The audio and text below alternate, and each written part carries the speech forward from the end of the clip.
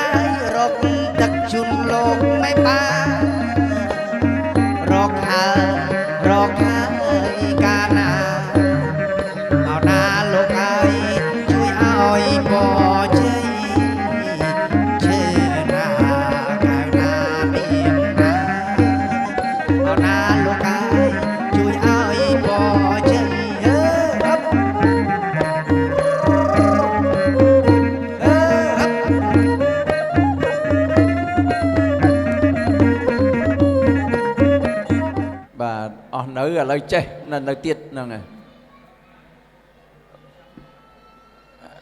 ឥឡូវសុំមកលោកម្ដាយលោកពុកខាងប្រុសម្ដាយពុកខាងប្រុសសុំលើកមកកញ្ជើមិញនឹងជូនមកខាងស្រីមកមកបាខាងប្រុសលើកកញ្ជើមិញជូនមកខាងស្រីលើកសិនលោកពុកត្រូវដៃនៅម្ដាយត្រូវដៃនៅម្ដាយលើកកាន់ទាំងអស់គ្នាពុកនោះត្រូវដៃនៅម្ដាយខាងនោះបាទអរគុណលើកមួយទៀតខាងលើហ្នឹងជ្រុងហ្នឹងមកលើកបាទអរគុណណាស់ឥឡូវចេះសុំសួរទៅខាងលោកអ្នកអាជ្ញាកដាលក្រុមគ្រួសារសុខចម្រើនសិរីមង្គលបានរំលាន់ច្រៀងឡើងបេះផ្លែផ្លែឈើនំចំណីប្រពៃស្របទាំងអស់នៅល្វែងឈ្នៀងរៀងដល់ល្វែងច័ន្ទជ័យប៉ុន្តែក្នុងគណៈនេះឯកឧត្តមជំទាវយាយតាសាច់សាលហិតទាំងអស់មិនទាន់ច្បាស់លាស់ថាតើលោកអ្នកជាអាជ្ញាកណ្ដាលសុខចម្រើនសិរីមង្គលនាំផ្លែឈើនំចំណីតំណាងឲ្យមេត្តាបិតាខាងប្រុសពីកន្លែងណាចូលដល់កន្លែងប្រារព្ធកម្មវិធីនេះទី1ទី2ទៀតតើបេះជាខ្នាច់ដូចម្ដេចខ្លះហើយមួយមុខមានចំនួនប្រមាណសូមបញ្ជាក់ជូនឯកឧត្តមជំទាវយាយតាសាច់សាលហិតទាំងអស់លោកបានស្ដាប់និងបានជ្រាបផងសូមចាត់ចែងតាមការគួរបន្តក្មួយស្រីសាធុសូមគ្រប់ថ្លែងអំណរគុណដល់លោកគ្រូចាយើងខ្ញុំសូមជម្រាបប្រសាសន៍ដល់លោកមេបាទាំង4យើងខ្ញុំបានឡើងទៅព្រៃចំបក់ណាលោកម្ចាស់ណាគេហៅថាភូមិសំបុកស្រុកសម្បូរនគរមានជ័យព្រៃហែមពៀនបានរៀបរាប់ភ័ព្វភាបណ្ដាការនេះផ្លែឈើ36មុខក្នុងមួយមុខមានមួយស្លឹក5ផ្លូនក្នុងមួយផ្លូនមាន10តំបក្នុងមួយតំបមាន2គូក្នុងមួយគូមាន2ផ្លែបេះមកតែជាខ្នាច់ទេលោកម្ចាស់ឲ្យប្រងថ្ងៃនេះធ្វើអីក៏គូដែរយកមួយមុខមួយគូយកជូនលោកមេបាពេជ្រ7មើលបើតាមកាពិតនោះគឺថាចំនួនជូនដាក់លោកម្ចាស់នោះគឺច្រើនណាស់ដាក់ឡានទៀតក៏មិនអស់ដែរលោកម្ចាស់ណាថ្ងៃនេះគឺថាបងហូរណាអរគុណណាស់តាមវិចាររបស់គ្រួសារសុខចម្រើនសិរីមង្គលថាធ្វើដំណើរហ្នឹងមកពីឆ្ងាយណាស់តាំងពីភូមិសបុកស្រុកសម្បូរនគរមានជ័យពិសេសនាំសិរីស្រួត្រីជូនលោកភោគបលាមហាសម្បត្តិជាមេត្តាបិតាទាំងសងខាងផងហើយក្នុងមុខគិតទៅមានចំនួនដល់ទៅមួយស្លឹក5ផ្លូននេះនោះហើយរៀបរាប់តាមខ្នាច់បារាណហ្នឹងក៏ឃើញថាល្អិតល្អន់ណាស់ទៅហើយប៉ុន្តែកុំឲ្យយូរយាវពេលវេលាខ្ញុំបាទអនុញ្ញាតគោរពជម្រាបដល់លោកម្ដាយលោកពុកខាងស្រីចំនួនទាំងអស់មេត្តាបិតាខាងប្រុសទាំងហើយជូនតើស័ក្តិសមការកូនរបស់លោកហើយនៅទៀនសូមមានប្រសាសន៍ទៀនមិនបាក់បាខាងស្រីទៀនស័ក្តិសមហើយនួនដែរទៀនបាទឥឡូវចេះបន្តសួរទៀតហើយម៉ាក់ប៉ាខាងកូនប្រុសនិងម៉ាក់ប៉ាខាងកូនស្រីដើម្បីបានឯកភាពគ្នាថាខ្នាច់នេះគ្រាន់តែជាតំណាងឲ្យចំនួនទាំងអស់កាលណាប្រមេតាបិតាខាងស្រីលោកថាស័ក្តិសមគ្រប់ចំនួនហើយនិងបង្វិលឲ្យអ្នកច្រៀងអ្នករាំគ្រួសារសុខចម្រើនសិរីមង្គលវិញតើមេតាបិតាទាំង4យល់ស្របឯកភាពដោយម្ដេចខ្ញុំបាទដែរទេសូមមានប្រសាសន៍ចុះទៀតណាមិនដែរលោកម៉ាក់លោកប៉ាទាំង4ទៀតឯកភាពឲ្យអ្នកច្រករាំអ្នកច្រៀងវិញទៀតអ្នកឡើងក៏បានបេះអ្នកបលេសក៏បានហូបឥឡូវមានអ្វីបាទមានអ្វីជាទំនាប់ជាប់ដៃបន្ថែមលើខ្នាច់ហ្នឹងក៏សូមចាត់ចែងចុះ សូមអរគុណច្រើនណាស់លោកម្ចាស់ណាលោកម្ចាស់ចិត្តបានចិត្តទលាយណាស់មិនត្រឹមតែមានសម្បត្តិទ្រព្យតែមានទាំងចិត្តថ្លើមដើម្បីចែកជូនដល់អ្នកអត់អ្នកខ្សត់ជាងណាលោកម្ចាស់ណាលោកបានផ្ដល់កិត្តិយសដល់គ្រួសារយើងខ្ញុំហើយថែមទាំងមានរង្វាន់ខាន់ខៅបន្ថែមទៀតអញ្ចឹងយើងខ្ញុំសូមគ្រប់ជូនពរជូនជ័យចម្រើនសិរីសួស្តីគ្រប់ប្រការជូនដល់ក្រុមគ្រួសាររបស់លោកមេបាទាំង4សម័យខ្លួនទាំងពីរឯកឧត្តមលោកជំទាវភ្ញៀវកិត្តិយសដែលបានអញ្ជើញចូលរួមថ្ងៃនេះសូមឲ្យលោកប្រកបតែសេចក្តីសុខជួបសុខសុភមង្គលជានិច្ចនិរន្តរ៍រៀងទៅជ័យអងជ័យសួងសុខអងប្រកបជាសុខមែនអងបើមែនបានអីជាបន្តសូមជម្រាបលាសិនណាលោកម្ចាស់ណាចាំពេលកាត់សក់មកទៀតចាមកជាមួយបងចាបម្ដងចាឥឡូវនេះមួយហើយយើងខានអ៊ំទូកឥឡូវទូកងើបាទចេញទៅវិញ